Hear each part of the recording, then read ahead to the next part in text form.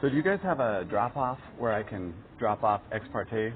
Well, you gotta go to the back. In the back entrance, there's a gray bin. You put your paper in the envelope. You fill out the envelope. You just drop it in the gray bin. Okay. So you make your way to the back. And what do I write on the envelope? It looks like one of these things.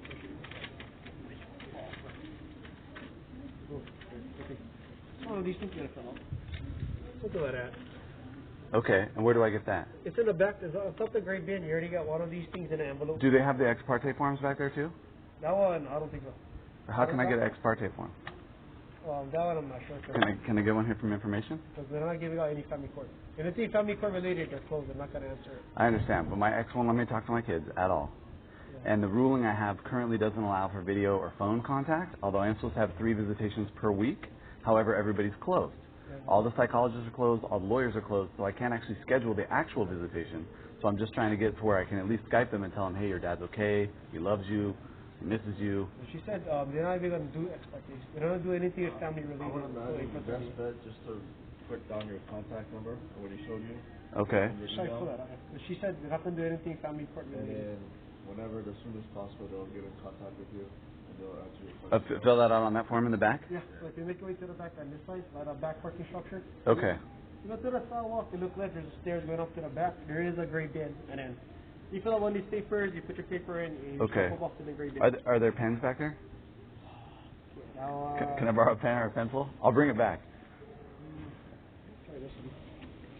Awesome. Thank you. Yeah. Thank you very much. Yeah. Thank you. Okay, so I just walked a few miles down to the courthouse in downtown Honolulu. That's where I'm at now. Of course, they have this big, giant, palatial foyer here. Am I saying that right? Foyer? I think I've read this more than I've said it, so I don't know how to say that word.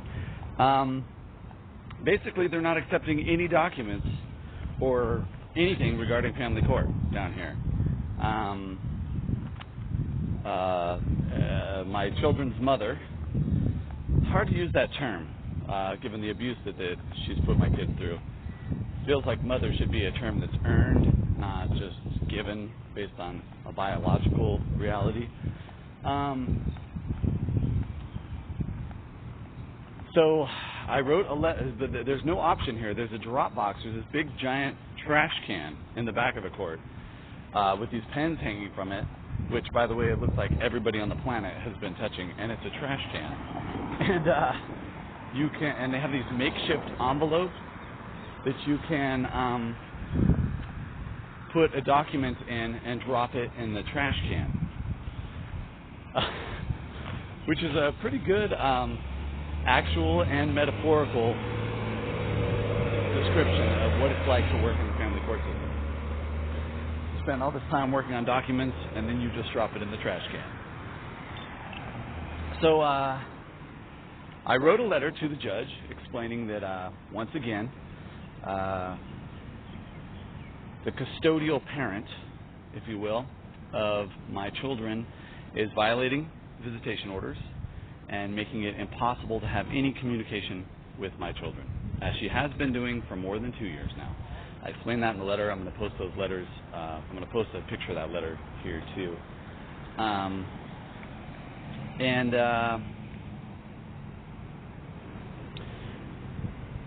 There's no legal recourse right now. Due to COVID-19, the courts are shut down. The family window's shut down. You can't even go in there and file an ex parte ruling. You can't even go in there and file for a petition of grievances. All you can do is put a document in an envelope, in a homemade envelope. It was very weird. It wasn't an actual envelope. It was like, well, there's pictures of it. You'll see. It's like from a ream of paper, you know, the paper covering that goes around the ream of paper. It's that taped on the sides with this form taped to the front of it. I mean, it looked like a ton of work to do all this when they could have just printed this on an actual envelope or given you an actual envelope. I mean, this looked like way more work. I don't know. It was so weird and ghetto, this trash can. I should have taken a picture of the trash can. Maybe you'll see it in the pictures anyway. So I wrote a letter to the judge explaining that the visitation orders as put forth in the ruling are being violated again, of course. And then right now I can't even file anything. I can't file an ex parte because of COVID lockdown. Now, to be clear, 4 people have died in Hawaii. 4 of COVID, ostensibly. My guess is the 4 people who have died of COVID in Hawaii already had diabetes, respiratory illness, heart disease, some other extenuating circumstance which made them susceptible to COVID in the first place, since that's what all the evidence online shows. However,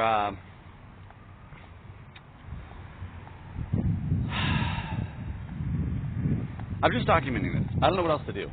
I am in a 3rd state now at 1, 2, 3, 4, 5, 6, 7, 8, 9, in a 9th courtroom, which you can't get into. They're all locked down. But at another courthouse, ostensibly a 9th courtroom, trying to, maybe that's low, maybe 10th courtroom. Anyway, trying to get some kind of reasonable visitation, custody, just communicate with my kids that I love them and that I'm okay and that I'm alive and that I'm still out here fighting for them, fighting for their rights to have access to their father, who, by the way, is a hardened criminal with multiple parking tickets. Bear in mind, I have no criminal record whatsoever. I have no history of violence. There hasn't even been an allegation of violence. And yet, I'm still not able to talk to my kids on the phone or Skype. We're going on 3 years now of this. And we're going on 3 years. We're going on 4 Navy guys for the custodial parent.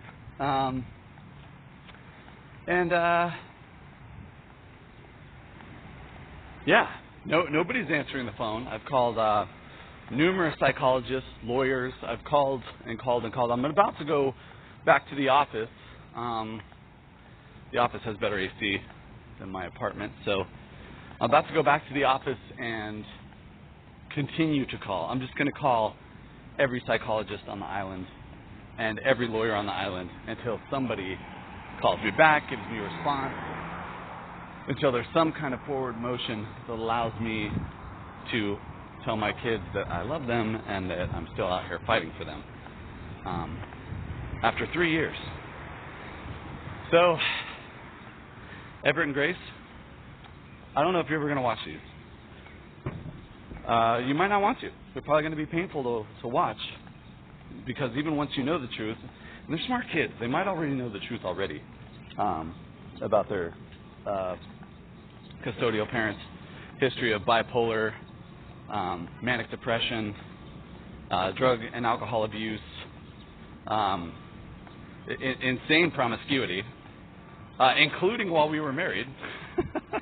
So there's that, which is totally okay according to 2020. Like, in 2020, you're not even allowed to talk about that.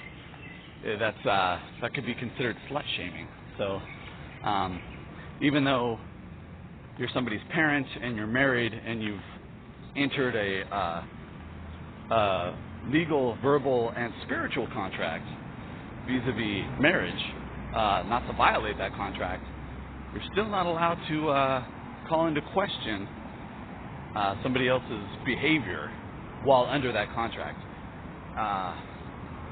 It's just this whole... If I was trying to make it up and make it look worse than it was, I don't think I could do this good of a job. It's so bad as it is. I couldn't even embellish and make it worse. Here we are in 2020. I have no visitation, no custody. I can't even call my kids on the phone or talk to them on a video chat. And I have no criminal or violent history at all. Zero.